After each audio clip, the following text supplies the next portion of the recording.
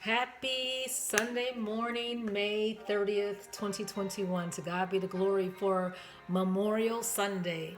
I don't know who has been subtracted in your life in the last year. So many of our loved ones have gone on to be with the Lord, but we know in Psalms 115 or 116, but it says, "Precious in the sight of the Lord is the death of one of his saints when he welcomes them home from their labors." Yeah, we would rather have them here, but we are here for a pit stop. It says in Psalms 90, verse 12, "Lord, teach me to number my days and apply my heart to wisdom, what I may know." Yeah, because we are here on assignment. And it says, "How long?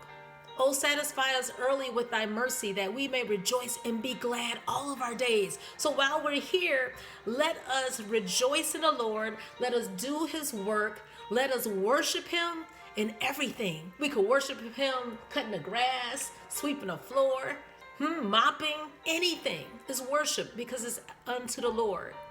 You know, a lot of people are talking about Greenwood, the Tulsa massacres.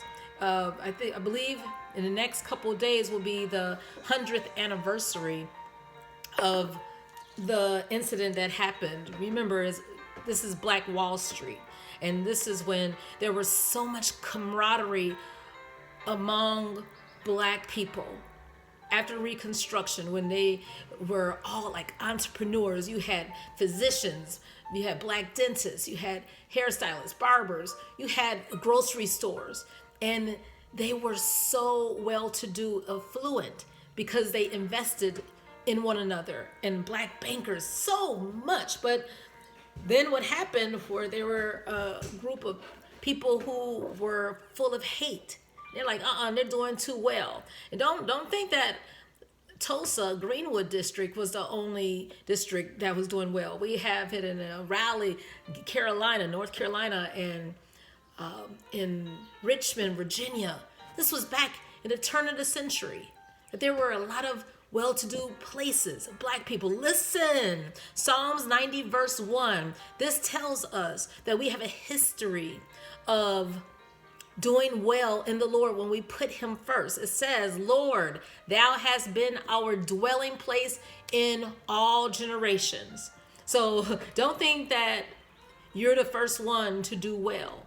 No. When we acknowledge the Lord, he will open the paths. It says, "Before the mountains were brought forth, of ever thou hast formed the earth and the world, even from everlasting to everlasting. Thou art God."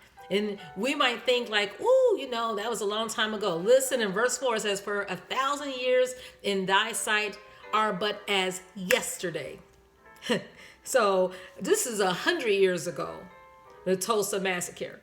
But 1,000 years is like yesterday when it is past. And as a watch in the night, Lord, let us mind our time. And this is also the verse where it says, "The days of our years are 80, and if by reason by strength they be 80. That's 80 years old. Yet it is in their strength, labor and sorrow is full of it. Full. Our days are full of hard work and some hard times.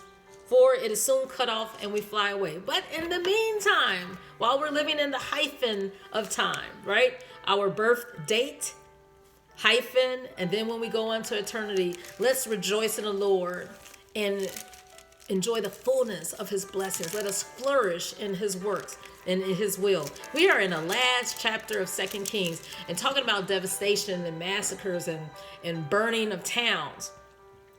Tulsa was 35 blocks full of wealth, Black people, and all of it was destroyed. They predicted 100 or 103 people, they estimated, were killed in the streets.